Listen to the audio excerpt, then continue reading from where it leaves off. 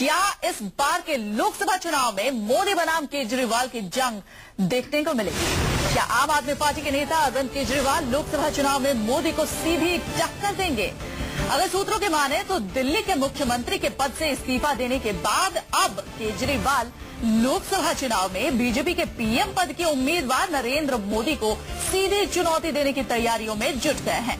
सूत्रों के मुताबिक मोदी गुजरात के बाहर जहां से भी लोकसभा चुनाव लड़ेंगे, उन्हें केजरीवाल उसी जगह पर चुनौती देंगे। जी हां, जहां से भी नरेंद्र मोदी चुनाव में खड़े होंगे गुजरात के बाहर, वहीं से अरविंद केजरीवाल भी चुनाव पर खड़े होंगे। हालांकि इस बारे में अंतिम फैसला पार्टी ही करेगी। हमारे वरिष्ठ सहयोगी राजीव रंजन इस वक्त ज्यादा बातचीत के लिए हमारे साथ टेलीफोन लाइन पर जुड़ गए। राजीव, जिस तरीके से लगातार नरेंद्र मोदी पर अरविंद केजरीवाल हमला करते थे, ये कहीं न कहीं तय था कि नरेंद्र मोदी के लिए एक बड़ी चुनौती केजरीवाल हो सकते हैं। लेकिन अब सूत्रों के हवाले से जो खबर आ रही है, जहां से भी नरेंद्र मोदी गुजरात के बाहर से खड़े होंगे, अरविंद केजरीवाल उसी सीट पर खड़े होंगे और कोशिश करेंगे जिस तरीके से दिल्ली में हुआ है वो इतिहास दोहराया जाए।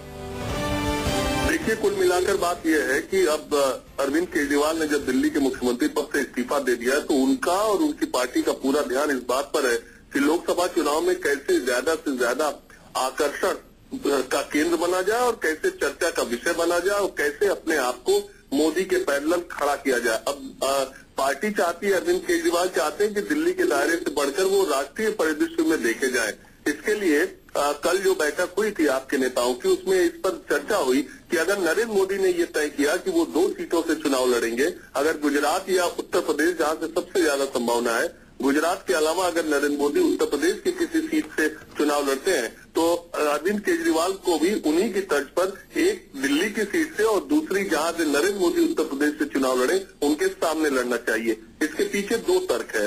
पहली बात तो यह है कि इससे ये संदेश जाएगा कि अरविंद केजरीवाल के भीतर ही देश में वो मादा है जो मोदी को हेड ऑन ले सकते हैं, और दूसरा ये कि अल्पसंख्यक वोटों का ध्रुवीकरण जो अभी तय नहीं हो रहा है उत्तर प्रदेश बिहार में, जो हिंदी बेल्ट है कि वो किधर जाएगा, तो अगर मोदी को सीधे तौर पर चुनौती देते हैं केजरीवाल, तो अल्पसंख्यक वोटों का ध्रुवीकरण आपके पक्ष में हो सकता है। इसमें नुकसान, कहीं से कोई नुकसान होने का आप पार्टी को अंदाजा नहीं लग रहा है कि अगर केजरीवाल ज्यादा से ज्यादा वो सीट हार सकते हैं मोदी से, लेकिन इसका फायदा दूसरी सीटों पर होगा।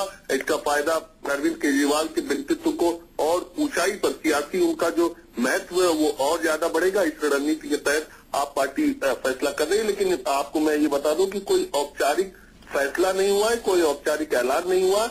चर्चा इस बात की हुई है कि नरेंद्र मोदी के खिलाफ अरविंद केजरीवाल को चुनाव लड़ना चाहिए। लेकिन लोकसभा में जिस कदर अपनी स्थिति मजबूत करने के लिए सूत्रों के हवाले से ये खबरें आ रही हैं राजीव, जाहिर तौर पर जो सर्वेज किए जा रहे हैं उसमें भी आम आदमी पार्टी को लोगों की सहानुभूति, सिंपैथी साफ तौर से देखने को मिल रही है और आम आदमी पार्टी की स्थिति लोकसभा में काफी मजबूत दिख रही है ऐसे सर्वेज में।